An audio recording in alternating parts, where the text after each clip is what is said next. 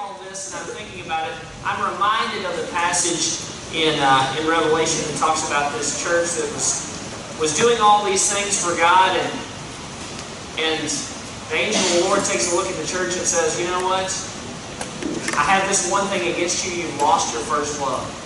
That's not a place that we want to be. When we come together, when we think about our relationship with the Lord, we want to be a kind of church. We want to be a kind of people who has not lost their first love, who's getting it, who's enthusiastic about being together. You know, one of the biggest things that I've learned over the last 6.5 years of Legacy is how important it is for us to be devoted to one another. It's not just that we kind of every once in a while get together. It's not that every once in a while we get to see each other.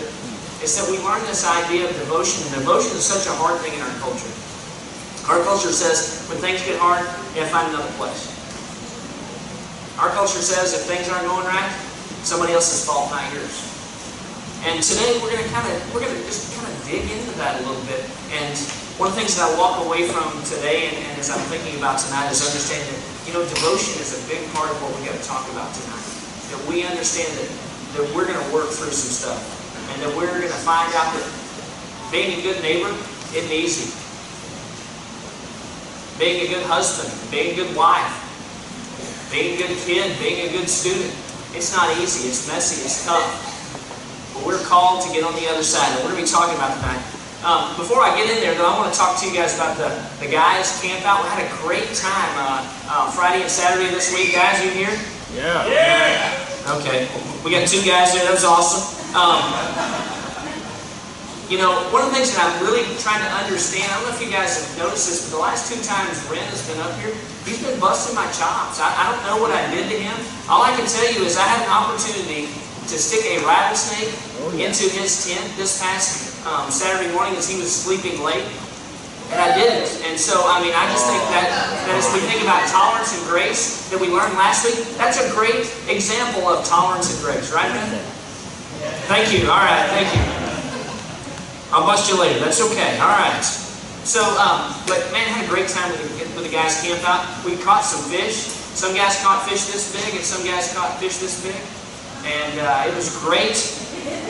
And we shot some skeets.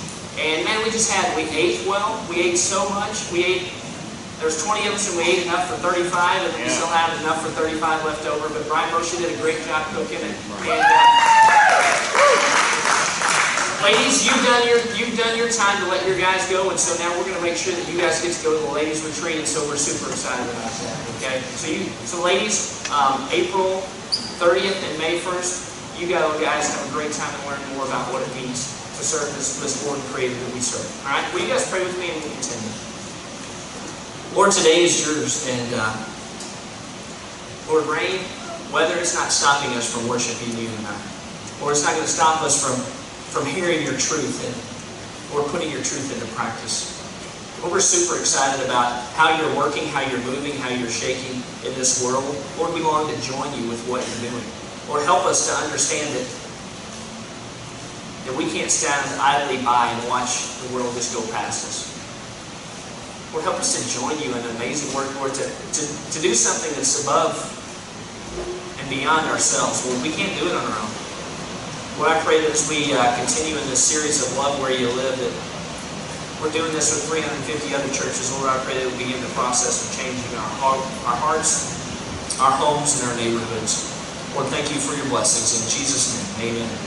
As I said, we're continuing Love Where You Live, and this is a series that over 350 churches in the greater Austin area are doing, and man, I'm excited that we get to partner with other churches. I think that's a big deal. You know, when I was younger, man, that one church that I went to, that was the only church that existed on the face of the earth as far as our church was concerned. And I'm glad that we're learning that, you know, there's a Big C church and many different expressions, but we get to be a part of something that's much bigger. And I'm excited that people are learning about how to be a better neighbor. I don't know about you guys, but I long to be a better neighbor. Even though my last name is Neighbor and I should have all the expertise when it comes to being a neighbor, I'm still learning right alongside with you guys. But here's the thing. If you'll remember, neighbor means near one. I think it's important that we think about all these things that we're going to learn about good neighboring, that we remember also. We're going to take this from our homes, but we got to start in our homes. If we can't be a good person, a good neighbor inside our home, we're going to stink as neighbors on the outside. Or if we get it right on the outside but mess it up in our homes, man, we're a hypocrite. We have no integrity. So it's important that we think about today that, a good neighboring really starts at home. Speaking of that, one of the things that we learned, and you guys will remember this from the marriage conference that we did, the marriage event that we did about a month ago. One of the things that we talked about was this first 2 years of marriage. And I don't know if you guys can remember being married for the first 2 years of life. Some of you can, some of you can't. Okay? And some of you it's been like 22 years, okay? So, but those first 2 years of marriage, those first 2 years you're together, you're like, everything that person does is amazing. You just think it's funny when they do those weird, idiosyncratic things. When they do those things, you just think they're funny, they're awesome. And then after about 2 years, those things that are funny and you used to laugh at, now you're like, oh my gosh, if that person does that one more time, I may have to slap them upside their head. Because after a couple of years, the differences come out, right? Are you there yet? No? Hey, what I've noticed is, I've got several folks that are going to walk out with bruises tonight. That's okay. So I was thinking about, those differences are great. Differences can be funny. But, like, for instance, when I was thinking about differences that Julie and I have, she has no idea what I'm saying, so I'm so excited about this. She is so nervous. She has no idea what's going to come out of my mouth. But differences, happen after 22 years of marriage. And ours are interestingly centered around the toilet area, okay? I don't know what that says about our relationship, but anyway. But I don't know if you guys are like this, but some people, I understand, have this opinion that when you put the toilet paper on the roll, there's a certain way that it goes in, okay? All right, if you ascribe to that, will you raise your hand? Okay? All right, now put your hand down. Now me, I have no idea what that means, okay? I just know if you got toilet paper, you're good, okay? No toilet paper's bad, toilet paper's good. How it goes on the roll, it'll all work itself out after that, okay? But Julie has this idea that there's some certain way that you do it, and there you go. So, and I know you guys understand that. And then there's also, right next to the toilet paper, there's the toilet seat. My understanding is that you don't want to get anything liquid on the toilet seat, right? Right? We're agreeing with that? Yes. My understanding, though, is that our ladies typically prefer if the toilet seat goes down afterwards. I don't know about that, but those sometimes can be differences. So I am prone to leave the seat up, and some of you are like, I'm never coming to your house again. Okay. That's okay. It's only in the master. You can use the other bathroom, and we'll leave the seat down for you, okay? But, we can choose. We actually laugh about that a lot. We can choose to get upset about it. And I'm thankful that Julie jokes with me, and she doesn't really bother her too much. And I'm trying to remember to put that down, but differences can make life funny. They can also make life really, really hard. Conflicts aren't as easy as toilet paper and toilet seats. It sometimes gets quite a bit messier. The word conflict, for many of you, when I say the word conflict, many of you begin this process of tensing up. Because some of you are already thinking, he's going to be talking about conflict resolution, he's going to be talking about conflicts, and I got this person right now that I want to smack upside their head, a throat punch, or whatever it is that you want to do. But there's some of you who are thinking, this means that I'm going to have to do something with the message. And the answer is, yes, you are. Okay? Because being part of and being a good neighbor means that from time to time there's going to be some conflict. Okay? It's a natural part of any relationship. Conflict is natural. Conflict is something that happens, and it isn't necessarily negative. It's natural. People in healthy relationships have conflict. Here's the interesting thing. They just know how to resolve conflict in healthy ways. So when I talk about conflict, we start this whole thing, and we're working our way around that. Some of you are like, I'll do anything I got to do other than there to be this conflict, and we have to have this conversation with this person that I'm mad at or that I have this issue with. I'll do whatever I can to get away from it. So 95% of us run away from it. Okay? If you're that way, raise your hand. Anybody there? Okay? Okay, if you didn't raise your hand, that's all right. You can follow this other group. It might be this 5% that's like, conflict, I got this. Who wants it? Bring it on. Okay? We got a few of those. Anybody there? Okay, we'll make sure that we stay away from you guys. All right. But conflict is one of those things that most of us will avoid at all costs. And the thing is, we got to learn to get past that. Okay? We got to learn to work through it. Just like we don't get to choose our family, we don't get to choose our neighbors. This makes neighborhoods interesting. It makes it interactive. It makes it fun. But it means that we'll need to get to know and actively address conflict in order to get on the other side. One of the things that I want you guys to walk away from today as far as conflict. Okay?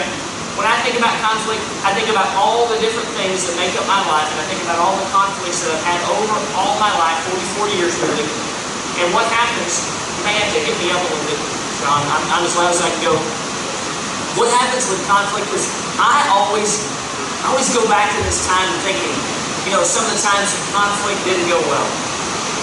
And I think when it comes to conflict resolution, that I'm not always good at this. But here's what I want us to do. And maybe this is something that you write down. If you've got your phone, you might want to put this down in the notes section. But here's the thing.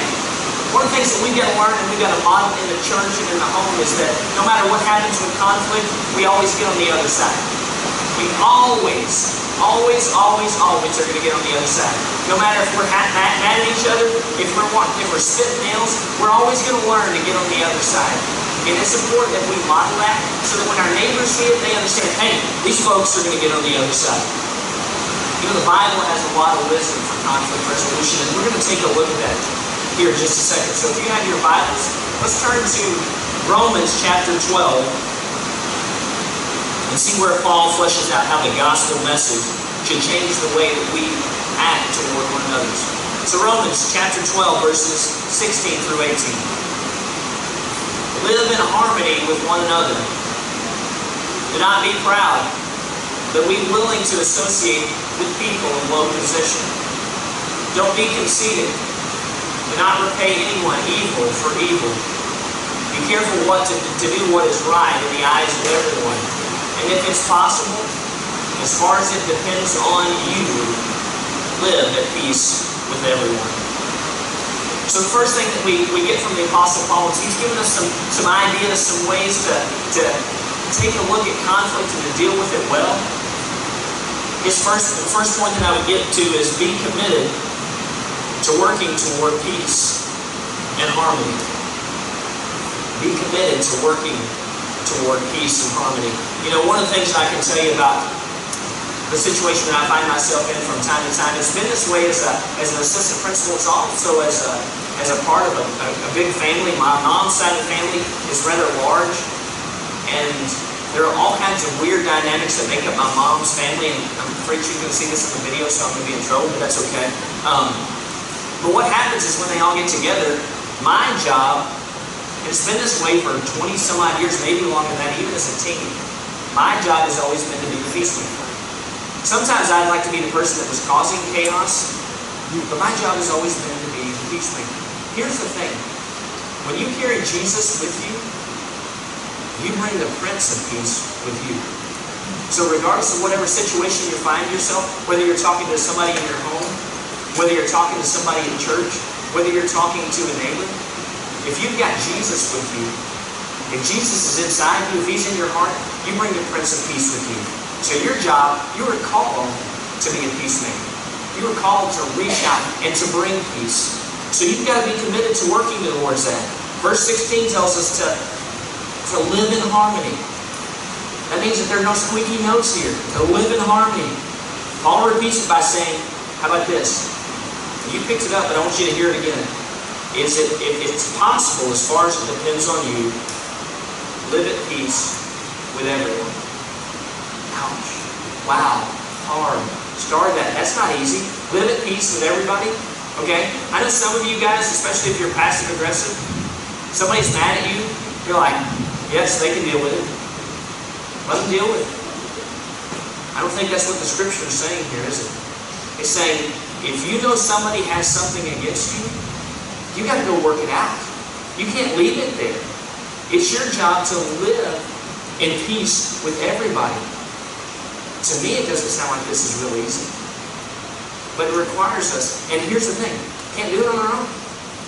We've got to have the Spirit of Jesus living in us so that we can bring peace to the situation. Many of you, when it comes to conflict, just overlook it. No big deal. Let it go. You'll You'll commit to talking about it, but you won't do anything about it. And some of you are not even aware. Some of you initiate, some of you avoid the other person, or some of you simply bury the conflict. Many times, hey, we'll just let that go and see what happens. And you know what happens, don't you? It festers, and something that was really small and minute turns into this big issue. It blows up in your face. But what we're saying is, hey, we're not to be jerks when it comes to conflict. We're just going to be able to head it off. One of the things that I love about Danny is great about, if there's something going on, he'll just talk to you about it. He's not being rude or disrespectful. And he can say things to people and to me sometimes that nobody else gets away with.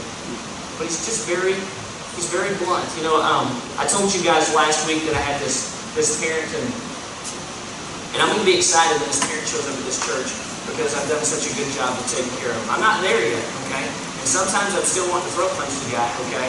But I'm working, I really am. And so on Monday we had this practice, and I don't know if you guys realize this, but I worried the whole weekend about how this, because I'm not a great conflict resolution, but I'm worried about this time the whole time. I know it's silly. It's a 5th and 6th grade, boys flag football game. It's not a big deal, but I was worried about what this parent was going to say, and so the only thing that I could think of was, I want to talk to this guy.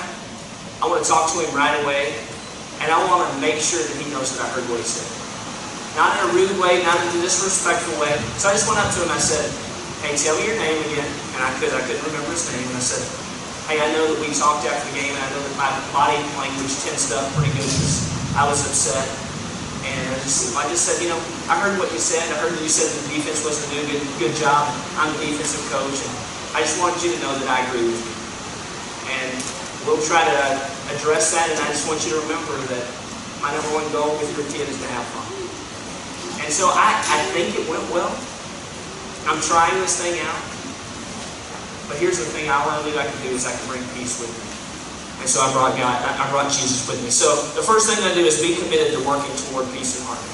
That means not letting things go that don't need to go. Second, I got to prepare my heart. You got to prepare your heart with the right attitude. Paul tells us not to be proud or conceited or to repay evil with evil.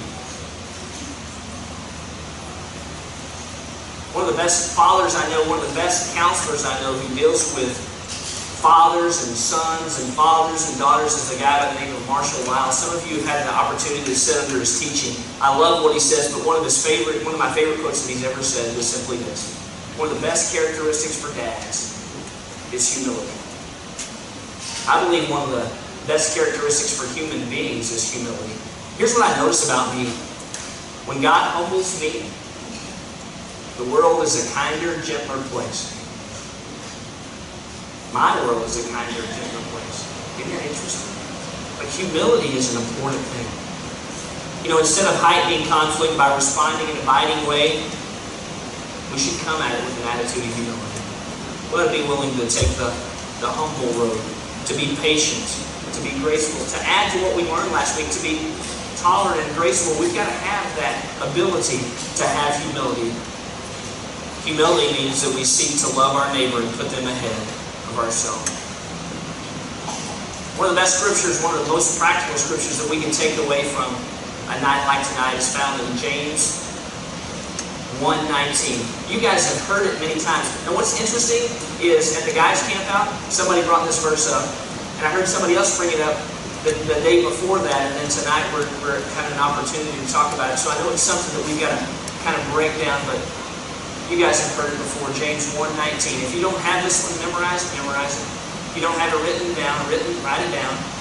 If you got your phone, take a shot of the screen, but here's the one that you want to live by. Be quick to listen. Listen, everybody. Be quick to listen. Slow to speak. And slow to become angry. So quick to listen, right? Easy enough to understand. You got 2 ears, 1 mouth, so you talk, or you listen twice as much as you talk. There you go. Yeah. All right, slow to speak, okay? Just remember you're from Texas, so just speak really slow, okay? I don't know if you guys know this, but I have a cousin who married an Aggie, and we've allowed her to still be in the family, which is cool. We're being more tolerant and graceful, but when I first met him, she went to Texas State where I did, and she was wearing an A&M shirt, and I was like, what's going on here? And she said, well, I'm dating this guy. This is Charlie, and he's an A&M graduate. And I said, very good. I'll talk real slow, okay?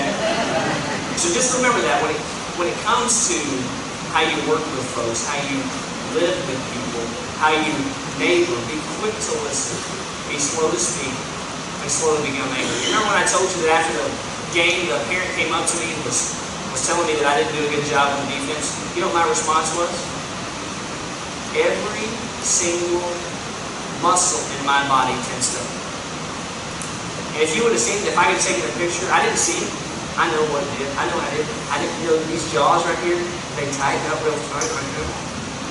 And sometimes I'll give you one of these right here. And then you know that I'm not, and Julie's laughing, you know that I'm not happy. But you know what else it tells us in the scripture? That somebody who shows their annoyance at once when they are? They're foolish.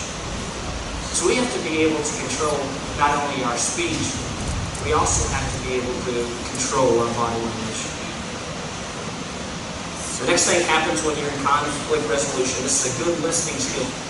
Listen to what they're having to say.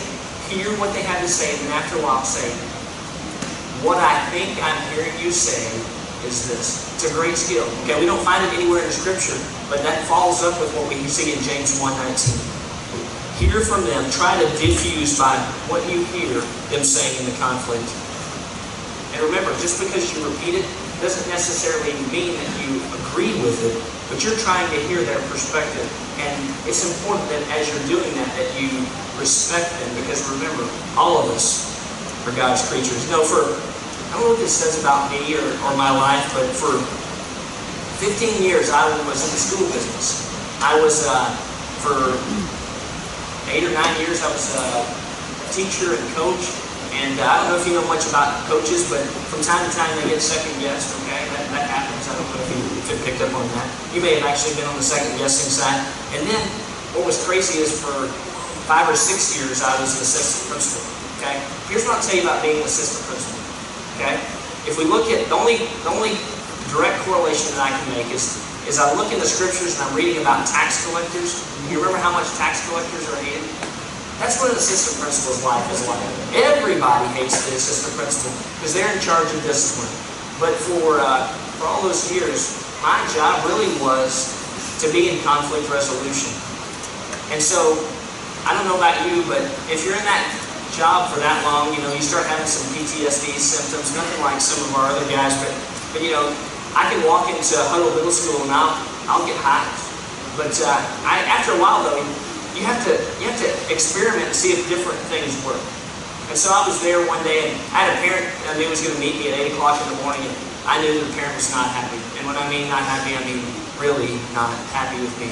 And so it wasn't even my student, but I had seen him do something wrong, and so I called him out on it. And the parent was going to come tell me how mean and cruel I was. And since it wasn't my student, the other assistant principal asked if she could sit in, and I said certainly. And so I decided to do a little experiment. And so what I did was, when I went in there, I just decided that I was going to do everything I could to open up my body language. I was going to make sure that I didn't show any anger, that I didn't cross my arms, I didn't do anything weird with my face. I just listened. And then the parent was specifically mad at me, and after about 10 minutes, the parent stops and says, I don't know what your problem is, but she looked over at me and she says, I wish your body language was like Mr. Neighbor's. And I was thinking, wow. Just by how we respond to people visually makes a huge difference. How our body language communicates so much more than just our words. And we have to make sure that we're cognizant of that. So, we looked at those first two, but finally, let's finish up on taking a look at it. And as we walk into these conflict situations, we need to focus on serving the other person. Paul taught us that humility means that we should be careful to do what is right in the eyes of everyone. How we treat people in times of conflict says more about us than anything else. If we're going to take them down, if we're going to find words to win, you know, as Rena said before, it's not to win the argument, it's to win the friendship. We want to win that friendship. You sometimes when it comes to being a good neighbor, actually it does matter to me. It does matter whether or not my grass is cut. Okay, it may not matter to you whether your grass is cut, but it probably means something to your neighbor. It also means something to them that when you edge the grass, you get those little, the runners. You've got to get those clipped off. That probably means something to your neighbor, especially if you live on Penny Royal. Okay, but it may not matter to you. But you got to find out that, hey, if it matters to my neighbor, it ought to matter to me. That's being a good neighbor. A humble attitude doesn't try to prove the other person is wrong by the way they do things. It simply means that you're going to enter into their world. If it matters to them, it needs to matter to me. One of the best ways that I can bring that home tonight, and we're nearly done, is cell phones. I don't know if you guys... Everybody have a cell phone here, most of you? Some of you are longing for a cell phone. Some of you are longing to throw your cell phone as far away as you can. I didn't grow up with a cell phone, thank goodness. I didn't grow up with a bag phone, okay? But, that dates me. But cell phones, there's this cell phone etiquette, right? Okay? And everybody is writing their own cell phones etiquette, and I'm trying to figure out what it was. And so, hey, welcome. All they're saying is it's raining outside, okay? But one of the things that happens with cell phones is you got to figure out, all right, what do I do if somebody texts me? Do I text them back and all those things? So one of the things that I'm learning is with my wife.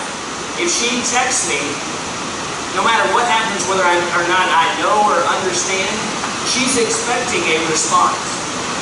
Okay? So for a long time, she would text me, and I would be like, got the information, we're good. And I didn't respond. And what I found out is that hurt her.